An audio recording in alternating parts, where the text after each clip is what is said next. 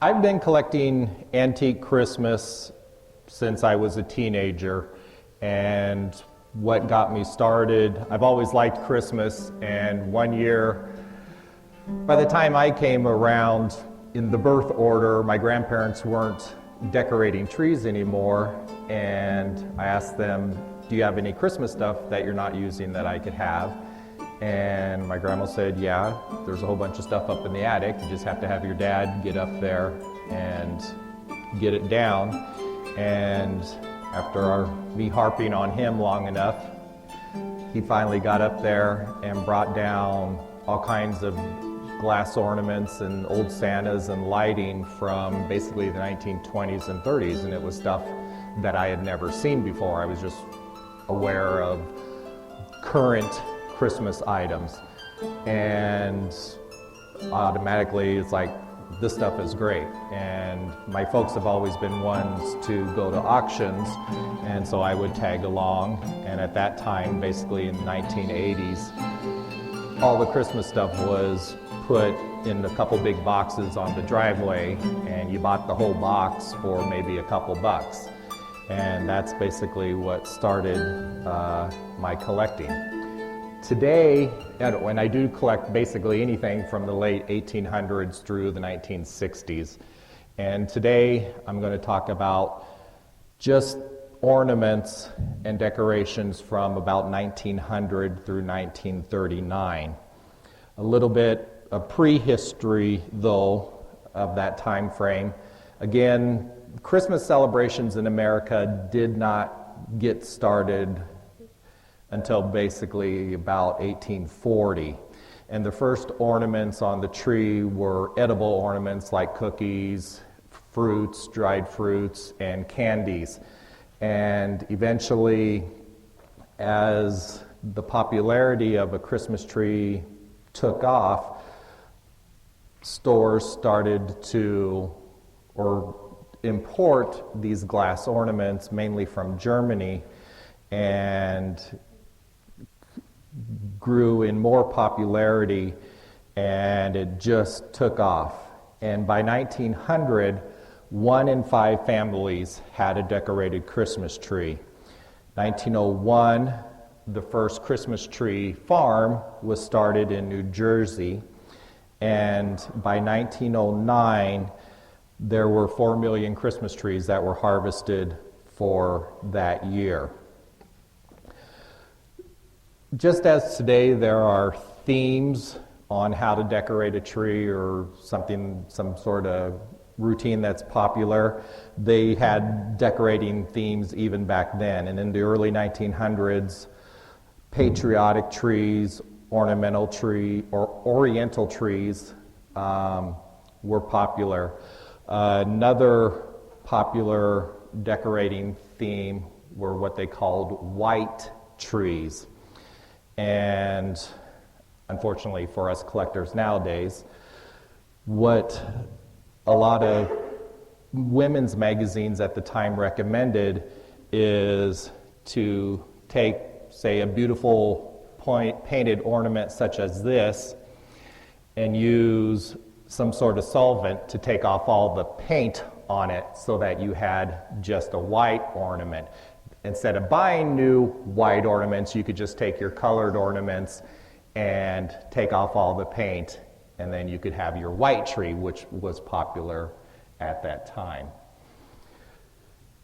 In the 1800s, one popular type of ornament that I've talked about in previous talks were called scrap ornaments. And this is an example of a scrap ornament, and it's basically a homemade ornament.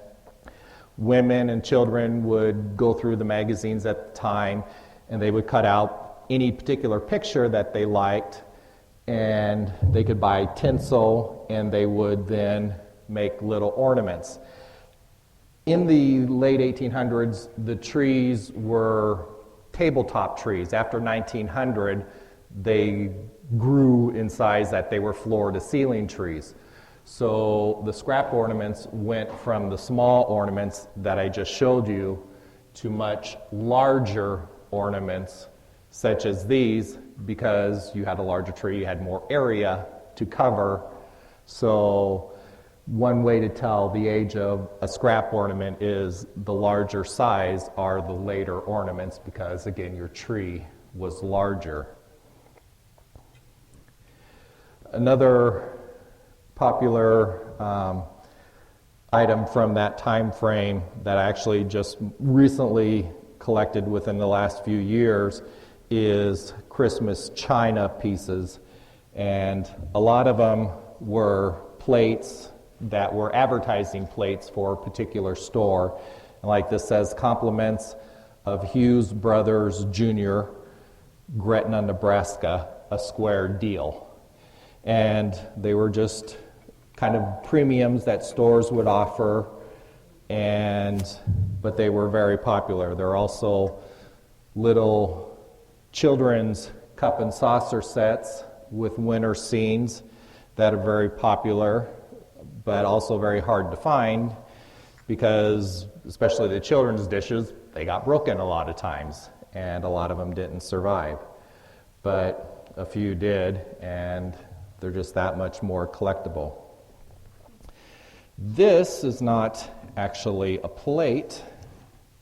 Anyone guess on what it is? Flue cover.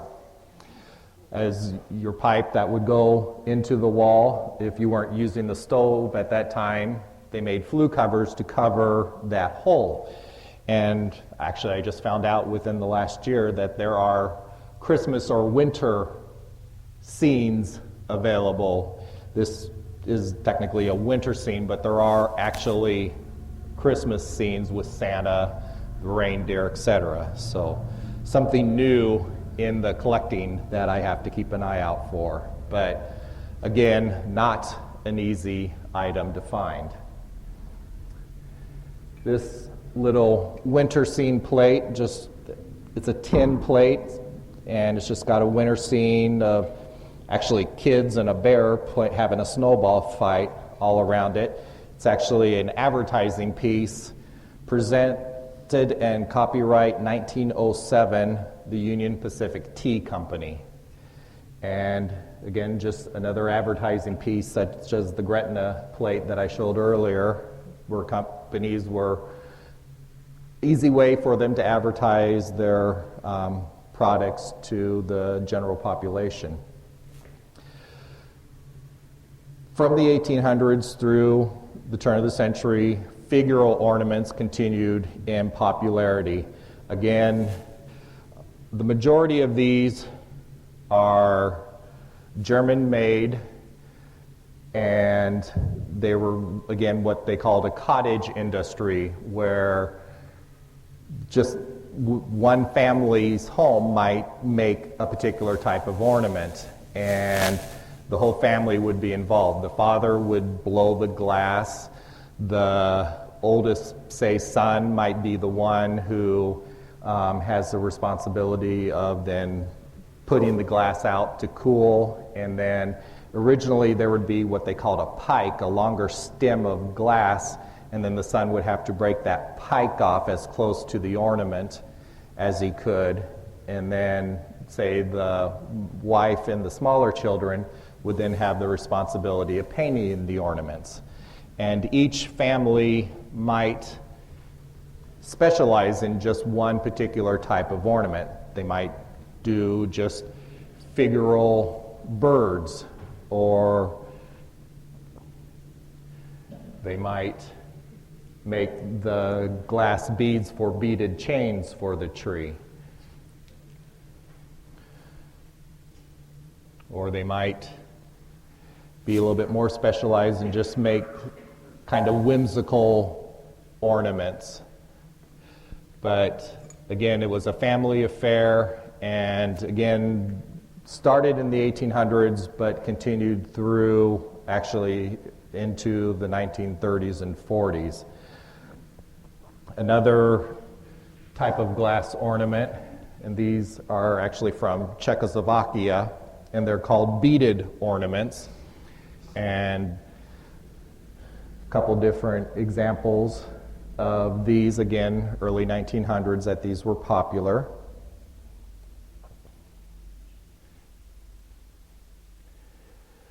Another store giveaway are what they call pinbacks, and they're just, a lot of them are just an advertising piece for a particular store. One says, "Meet me at Stein's." For those familiar with Grand Island, meet me at S.N. Woolback and Sons.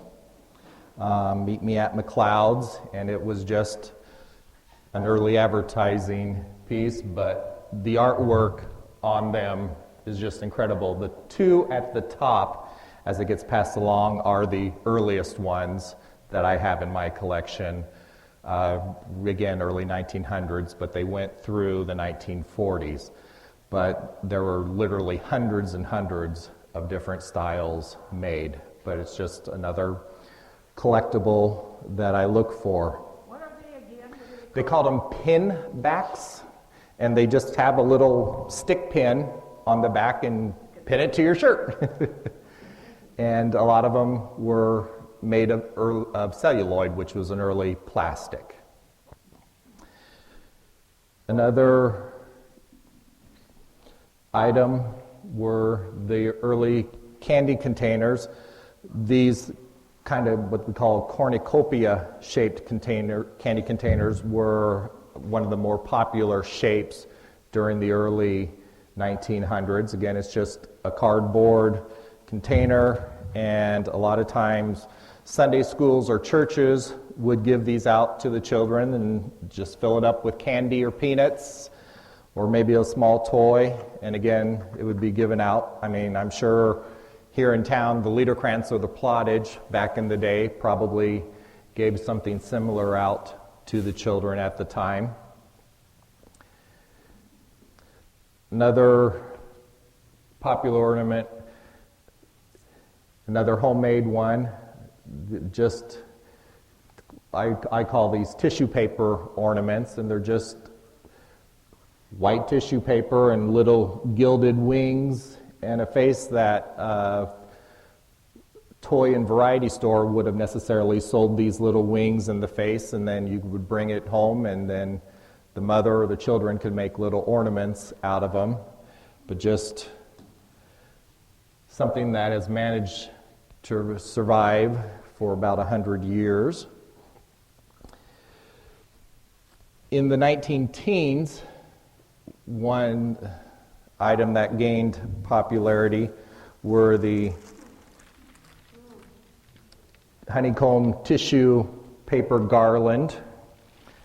That's one variety. This one is actually marked Austria. And they were just made to decorate your house or maybe decorate a store. Back here, from the same time frame, is just a cardboard garland. It says Merry Christmas on it. And all different types of styles that were made, but this one managed to survive. And there, a lot of times, you know, you would see these, and over on that table, you can look at them later, there's a bunch of old photos from this same time frame, and every so often you might see this hung on the wall above the Christmas tree, or a lot of them were simply used in stores in their front windows as a decorating to help catch people's eye and get them into the store to buy things. In the teens, the most popular tree topper were ornaments such as this. And this one still has the little paper label on it, says it was German made. With the 19-teens, obviously World War I was getting started, and with the war, that disrupted, again, the majority of these ornaments and decorations were being imported mainly from Germany. And with the war, that cut off that supply to America. And as the war progressed, what ornaments were still being sold in stores was simply what they still had maybe in their warehouses because there were no new imports. There were no real American factories or companies to start producing ornaments because they just couldn't compete with the intricacy of the German ornaments. But with the war, a few companies tried to get started on making ornaments. And one of the earlier companies was called Premier Glass Works. Another one that you would recognize the name, Corning, like your Corning kitchenware. They made ornaments. They were one of the first American companies to produce American ornaments. And these are some examples of early American attempts at making ornaments. And as you can see, not real intricate or, yeah. So, but it's supply and demand. There was no supply from Europe, so if you wanted to buy some ornaments, that was your choice at the time. But right after the war ended, Germany got back and was, the embargo was over, so Germany went back to producing ornaments for the American market. And basically the American companies, they still produced a few, but there was no real effort to go full force at it because they couldn't compete with the details of the early German ornaments. As the teens and 20s progressed, the candy containers went from the cornucopia shaped to the square box shape. This one, as you can see as it's folded out, on this side is just a building, and then you've got a Christmas scene on this side, and you would buy a whole set of these with different buildings for your tree. This one has a train on it.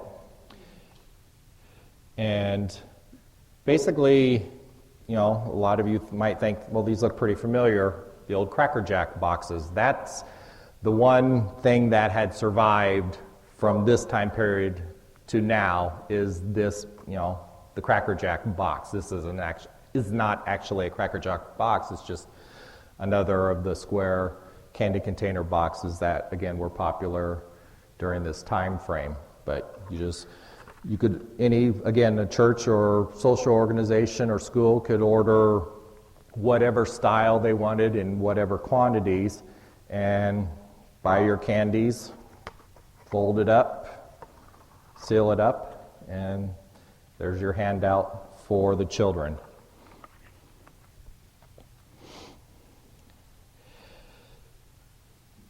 Another popular item, it was much more popular in England, but there are some examples that made it here, and some people decorated that way then. In England, it was very popular to have a Christmas cake. And at the top of their cakes, they would have small bisque figures as ornaments on the top of the cake. And a lot of these, such as this skater, or sledder, and these sledders, on the bottom it says made in England. And these were just basically cake toppers. And they're, again, a bisque figure. And some of them, this one actually has a container with the original candy in it. Might be a little stale at this point, but again, just another little extra surprise or treat for the child. But they were very popular, like I said, in England, but you will every so often find them here in the States. But they are harder to find because they weren't as popular I know we never had a Christmas cake growing up, and but it was popular with some people. Another basically candy container. These were made by a company called Tindeco, basically decorated tin company. They made these little metal tins. These have Christmas scenes on them. I know they made them for Easter, and they also made just general line products. They made, like, if some of you may remember, tin cigarette holders back at the time. They made general line products such as that.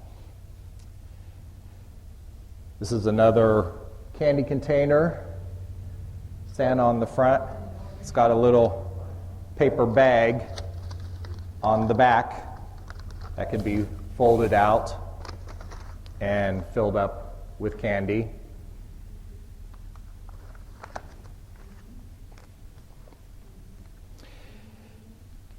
Again, 19 teens, the spiked tree topper was most popular. In the 20s, this little guy was the most popular type of tree topper. And this was just a smaller style for a smaller tree. There were larger ones. It's just tinsel wrapped around wire. This has a little glass ball. On the bottom is a little stick pin to stick in your uppermost branch. But one reason why this was popular, except for this glass piece, is these were unbreakable. A lot of times, when you're trying to get this on that top branch of your tree, you might break that bottom part. And these were sold as unbreakable. So in the 20s, they were the most popular style.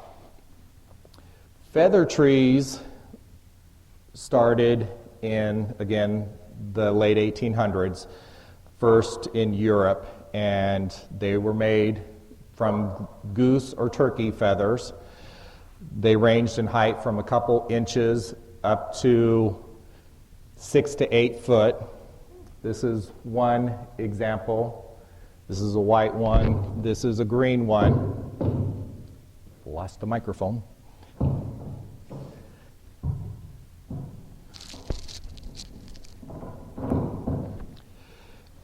As the years progressed, the feather trees got a lot more popular with the American public. At first, everyone just wanted a live tree, but besides the fact that there were Christmas tree farms, so many trees were being harvested just by people going out into the country. There grew concern that all the forests would be cut down, which wouldn't have happened, but stores started to sell more of the artificial trees as an ecological way to help preserve the forests, and it could be used year after year. Well, especially with the smaller trees, you needed smaller ornaments.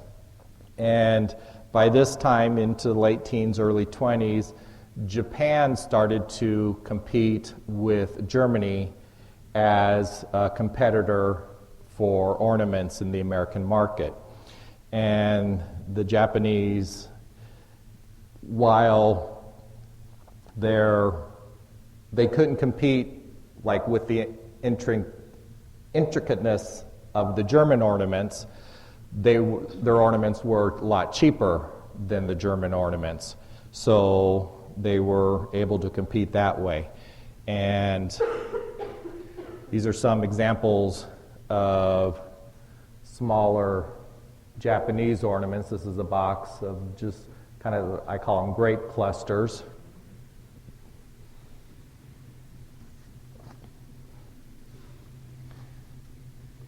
They also made very tiny little ornaments, such as these. And besides using these as an ornament for the tree, they were also advertised to decorate your gift packages.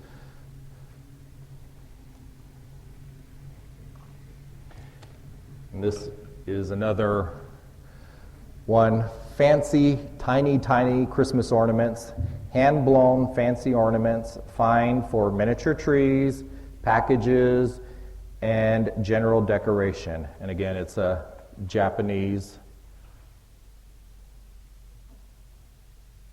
ornament, but again, just very small.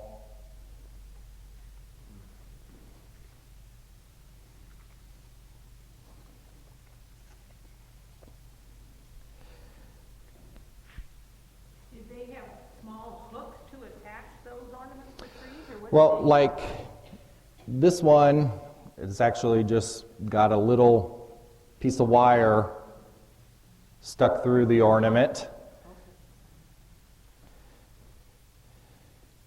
This is little miniature baskets. But speaking of hooks, these are some examples. These are larger hooks. And then you've got just your general, if you can see that, shaped hook.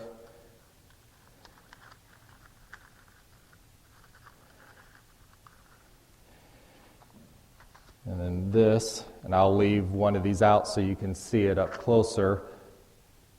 I don't know if any of you can see that. Not your general shaped hook, but it was easy tree clips. Save time, zips on, zips off. Kind of. It's, you would hang your ornament and then, I don't know if I can show it. Do it this way. Your ornament would go through like that. Then just snap onto the branch.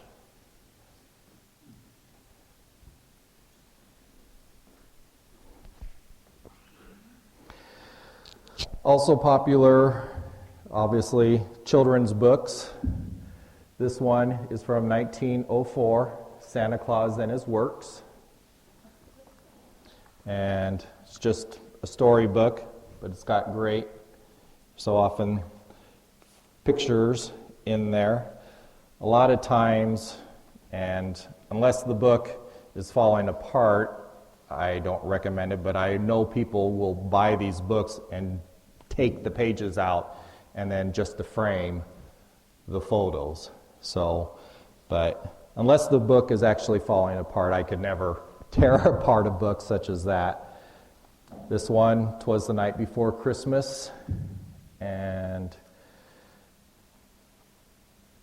this was given to Master Howard, I believe the last name is Goder, Christmas 1915, and it was from Grandpa Perry.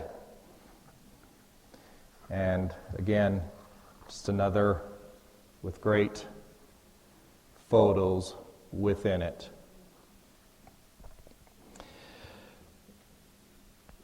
These are from a company called Dennison's, and they made crepe paper, and each year they would put out little booklets on recommendations on how to decorate your home or your store with their crepe paper products.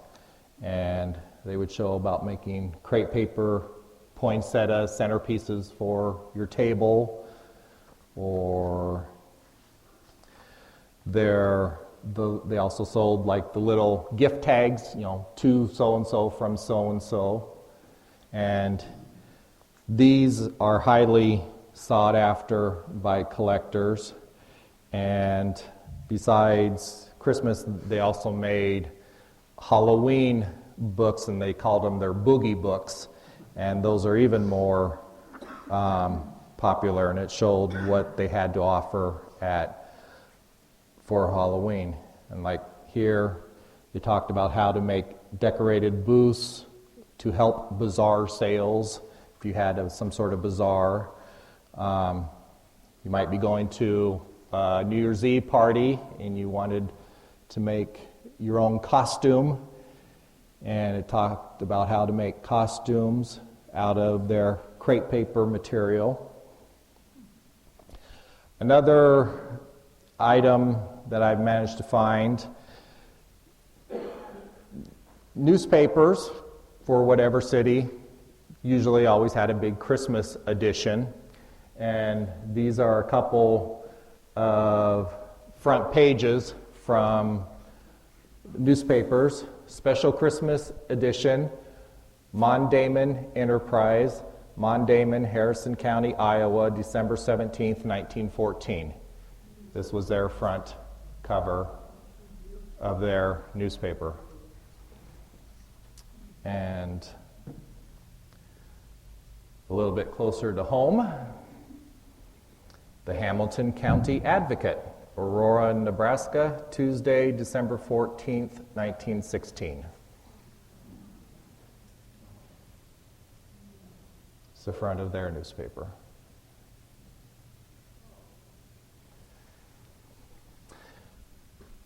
A little bit more Christmassy than the newspapers nowadays.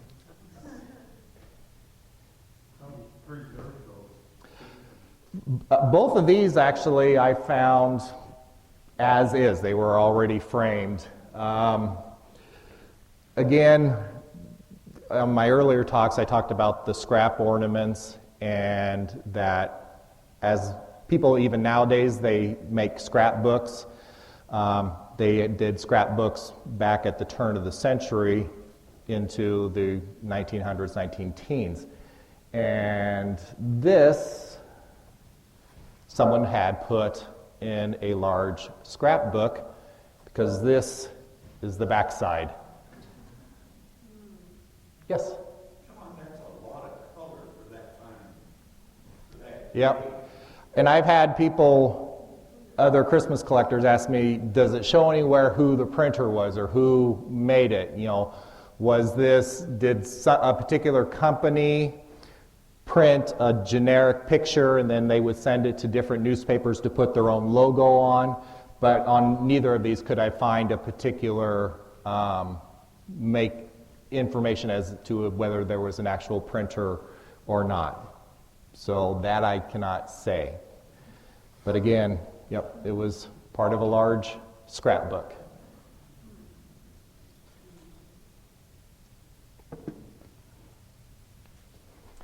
And this is simply an advertising piece that I liked. Some of you or your grandparents may remember Interwoven Socks. It was just a company that made socks. In this particular ad is from December 13th, 1924. But they had great Christmas ads up through into the 1940s. There's one, I've never been able to find the ad to be able to purchase it, but there's one during World War II, and it shows Santa Claus, and underneath his feet is a caricature of Hitler and what maybe General Tojo of Japan. And it's just, you know, a pre-war Santa's kicking the enemy's butt, basically. But it was advertising interwoven socks. But they were just very inventive in the type of advertising that they did back then. And like I said, these ads by Interwoven are very much sought after. But they're just magazine ads. This came out of the Saturday Evening Post. So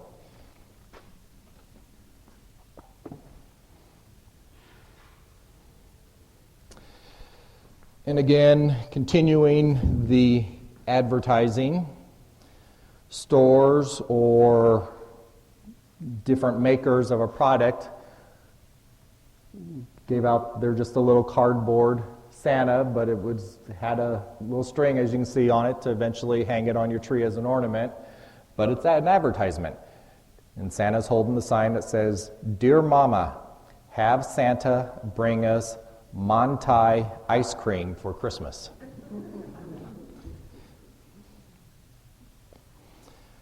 Another advertising Santa, "I'll be at Woolback and Sons, Grand Island, Nebraska, until Christmas. Meet me there."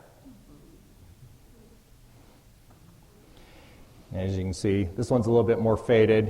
Here's another one, but this one, they handwrit the person's name, Ella Ivy. "You are cordially invited to call and inspect our assortments of holiday goods, which are now on display in our store."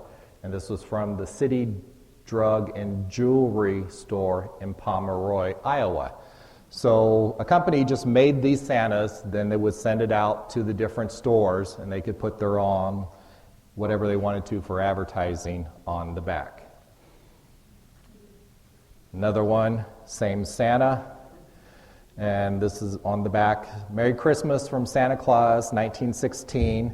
I am at Eddie Brothers this year. Come and see me."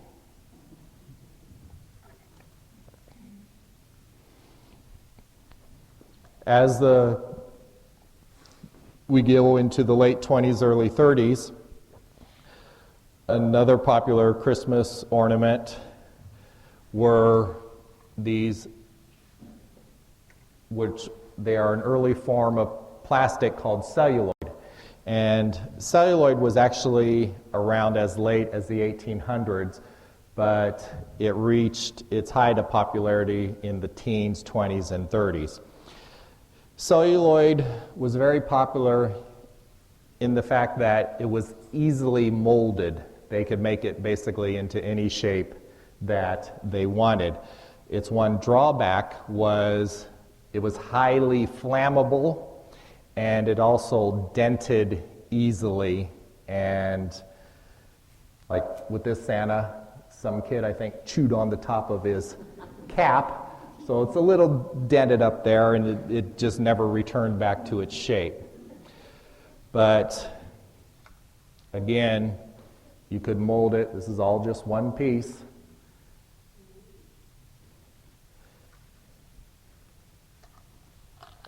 Another one, rattle.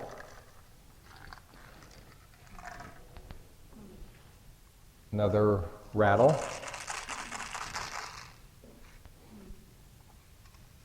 And another one. The rattles are harder to find for the celluloid ornaments. And another thing you will notice, look pretty close, but then like on the back, this one's not fully painted. This is a little bit earlier one. Eventually, as time progressed, they started to get a little skimpy. Also, if it goes into the 30s, the Depression was going on at that time, so it might be another reason is to save on coloring process. They just colored the front of it and not the back of it. So it's another kind of way to determine an age of an item is the amount of coloring that it had on it. Some other examples of early celluloid figures.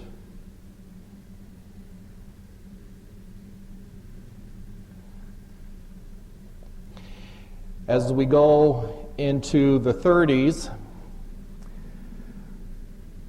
feather trees, again, were still being made, but another tree that came onto the market in the 30s were what they called the bottle brush tree. And these were made, let me get it right, the Addis Brush Company, and they primarily were a manufacturer of toilet bowl brushes.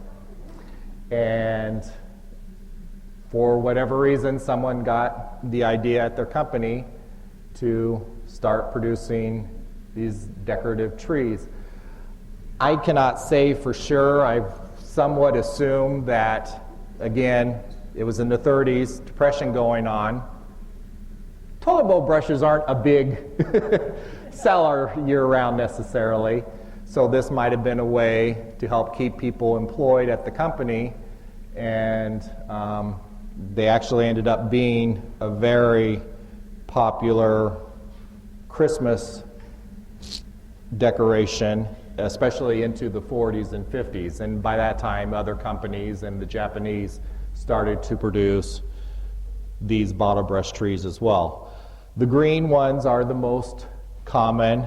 If you find other colors besides green, such as this red one or this kind of striped one, they're a lot rarer and harder to find. I didn't bring it today. The largest one I have is about 3.5, 4 foot tall. And this is the smallest one that I have. But they were very popular. A lot of people might have made a little display under the tree, and some of you may remember the cardboard houses that were especially popular later in the 40s and 50s. They would use them for those scenes. They might just decorate their mantle, maybe above their fireplace. But it was just a general, relatively an inexpensive item. A lot of the times, I don't know if any of these have the original price on them, but I'll see them marked for 10 cents or 5 cents. So just a cheap decoration for the time. During the 30s, this diamond ray jeweled icicles first came onto the market, and it's just a piece of tin that has been colored whatever color they chose, and you would hang these on the tree, and then any air current would get them to move on the tree.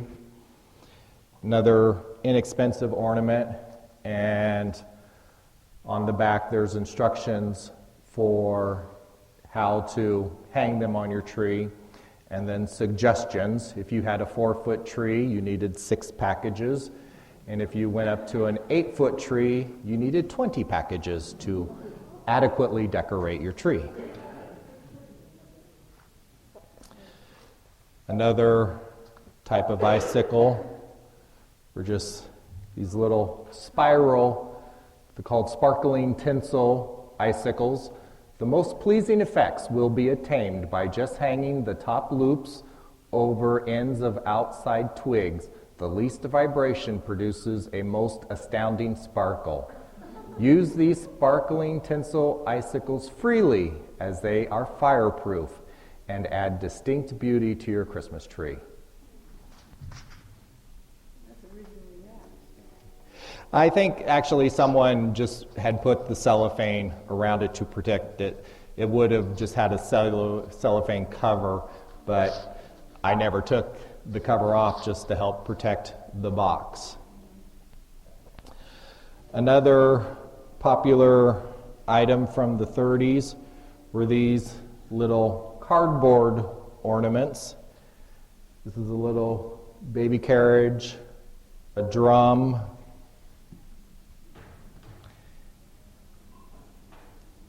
got a little rocking horse, and a little wagon. And these were very popular, but being cardboard, not a lot of them survived, and they are just harder to find. A lot of collectors really are on the lookout for these. Not technically a Christmas ornament. This is simply a box for ribbon candy, and it's from the 1930s. It has this date on the side of the box, but simply the fact that someone saved it all these years.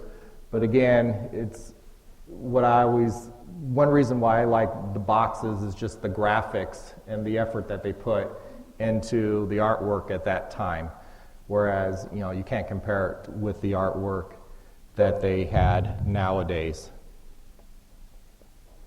John, could you back up to that tree that's... This one? Another of the artificial trees. This is made from a material called rayon visca, and it also came out in the 1930s, and I think it was kind of a way to copy the look of the feather trees, but this is a man-made material, and I assume that they were then more cheaply produced and they could compete with the German feather trees. These, again, started in the 30s. They reached their heyday into the 40s and 50s. And again, they made these up to full-size trees.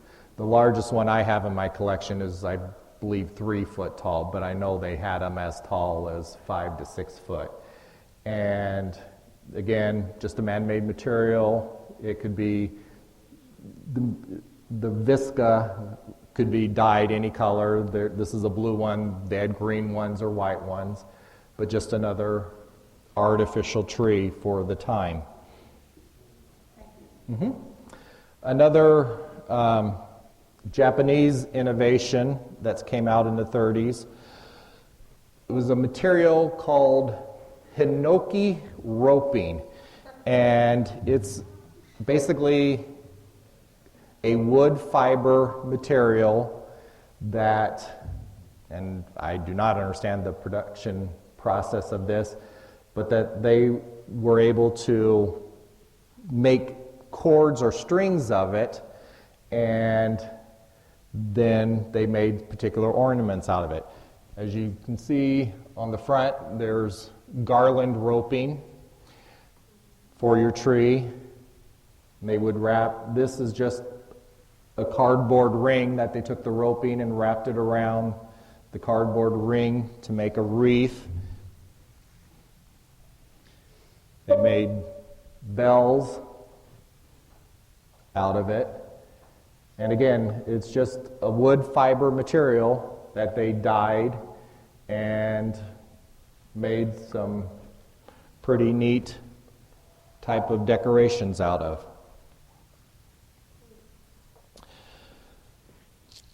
Along with the celluloid ornaments, the Japanese started producing Santas such as these, and they're just a cardboard body with a little felt suit put over it.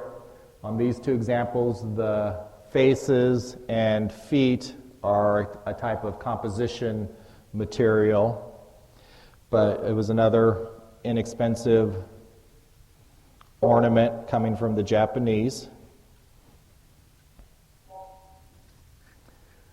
This Santa and sleigh I'd gotten from my grandparents. This is one of the items that started my collecting when this came down out of their attic.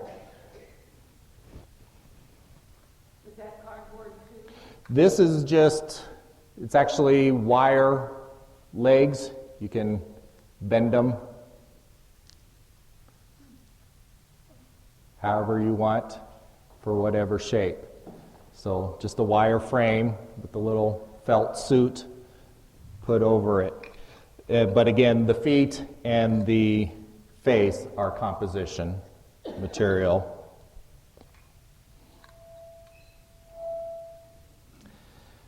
This is a chalkware piece made by a company in Illinois, J.M. Quincy Company, I believe is the name, and they made many different chalkware scenes and different sizes, different styles. I've seen where different, like outdoor scenes such as this. I've seen like horse and carriage chalkware on a type of platform with kids running around it, but this was a popular item in the 30s, but very few have survived to this day. So these are harder to find. This is the only one that I have ever found for sale locally. I see them every so often on eBay, but that one I found here at a local antique store. over on the table over here, you can come look at them later. One thing that helps me to date a particular item or decoration, I also collect old photos of decorated trees. So you can look at these. These are some examples out of my collection. This group here will show churches decorated at Christmas. This group here, this photo is a pretty rare one. It's World War I, and it's a group of German men during the war and with a Christmas tree.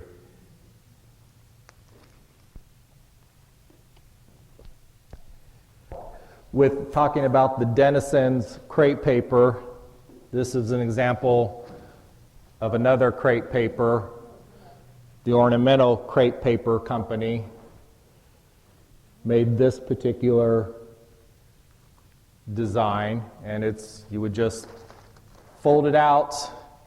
A lot of people might have put this on the wall or put it on the front of their table, but again, the graphics and the detail of these older, again, this is a 19-teens, 1920s era item. This, I went to an antique show yesterday because I had to look for more Christmas stuff. This is something that I got yesterday in Lincoln, and it's basically a little handout from the, I would assume, Shea and Shea Company of Blencoe, Iowa, showing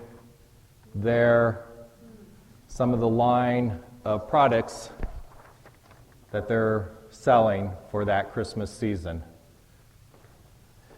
And on the back,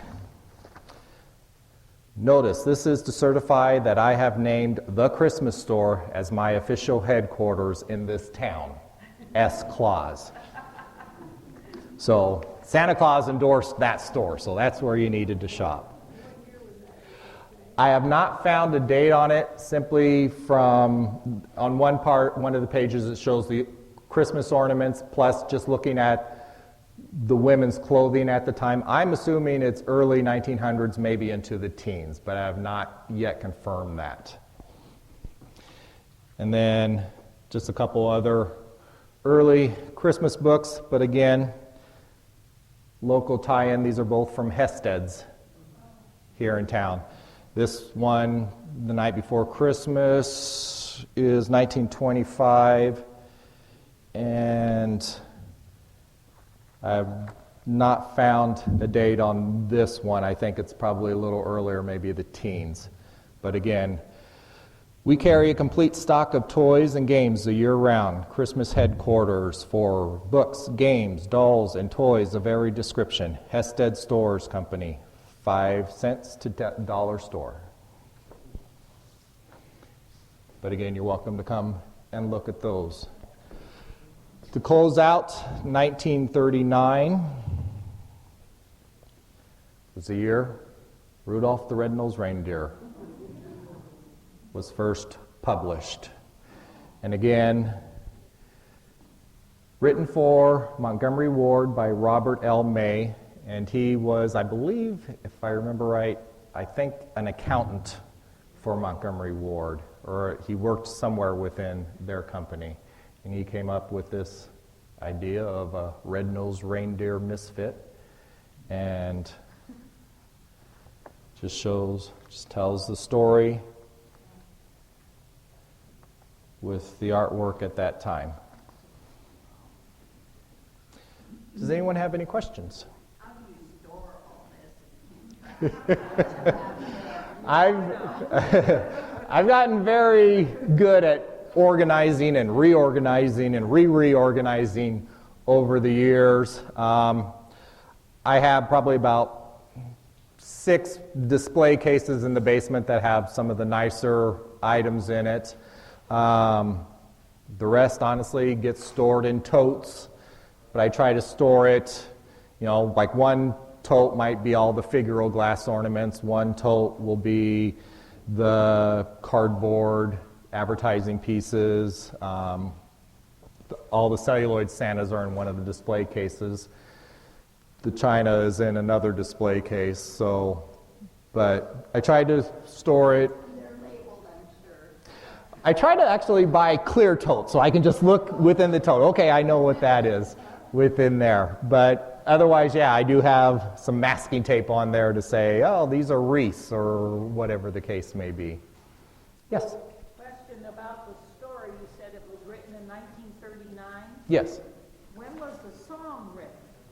You know?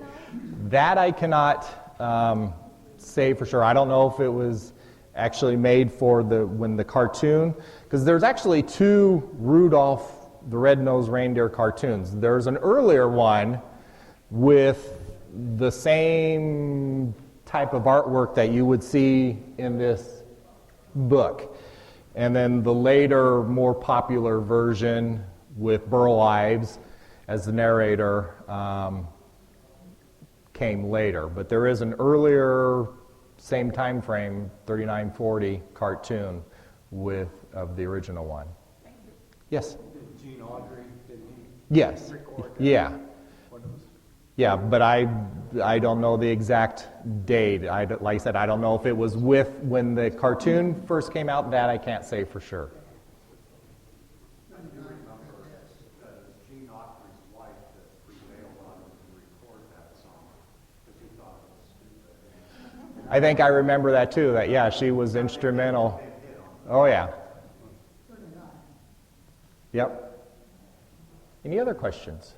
Yes. John, from Grandpa's big box up at the attic, how many auctions and how far away do you go to look at this?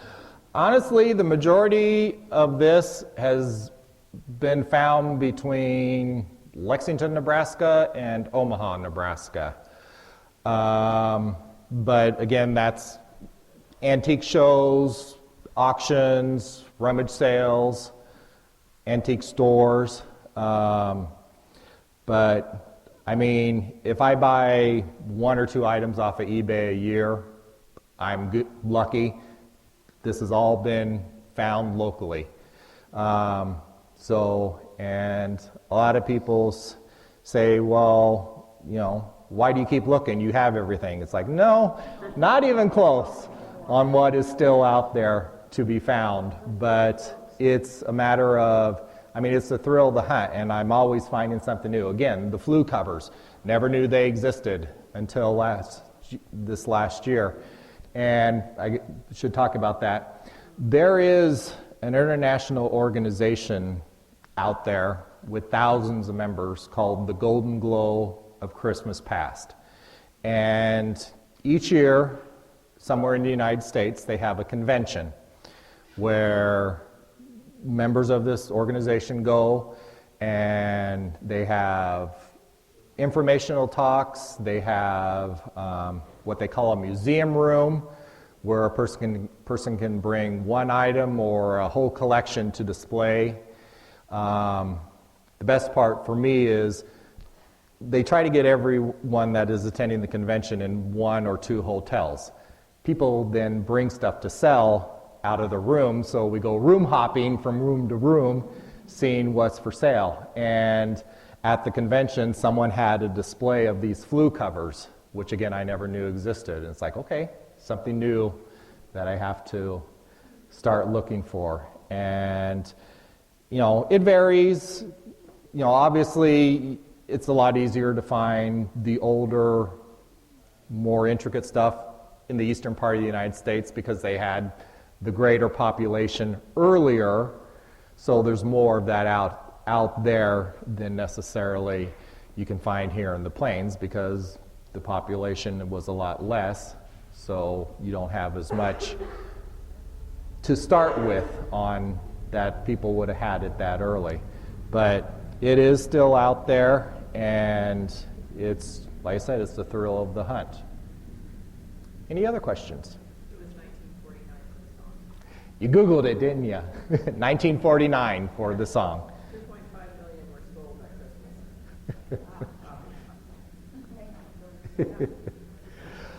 And again, this presentation simply focused on the ornaments. Next year, I will focus on the lighting from 1900 through 1939. And for me, lighting, that's my main love, is the lighting. And I highly recommend you come to that, because the lighting that they had back then honestly will blow your mind on what they had. So that will be next year's presentation, is the earliest electrical Christmas lighting.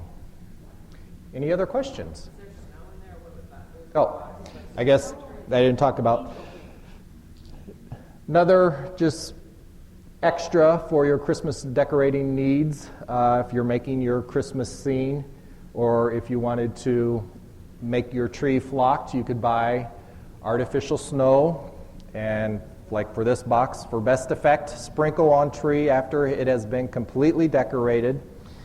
It is easily removed from rugs and carpets with a vacuum cleaner, and it can be used over and over again.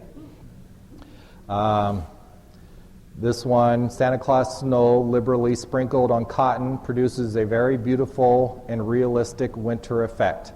To use on hard surfaces or on the branches of Christmas trees, use any kind of thin paste, such as starch, and apply same to the article to be decorated. Then sprinkle liberally with snow and allow it to dry. But these were just, a lot of them were, some of it was actually called asbestos snow, because it was made out of asbestos. Yep, they advertised it as that. A lot of it were mica flakes, which is a type of, like a stone-like type material that would break off and flake off into little pieces, and a lot of them were mica flakes. And again, also for decorating a tree, obviously, the lead foil, icicles. And as someone mentioned earlier, angel hair, which is actually spun glass, and if you got it in your hands, a heck of a time to try to get that out. Any other questions? Otherwise, thank you all for coming. We've got snacks here at the table. And again, you're welcome to come up and take a closer look at everything.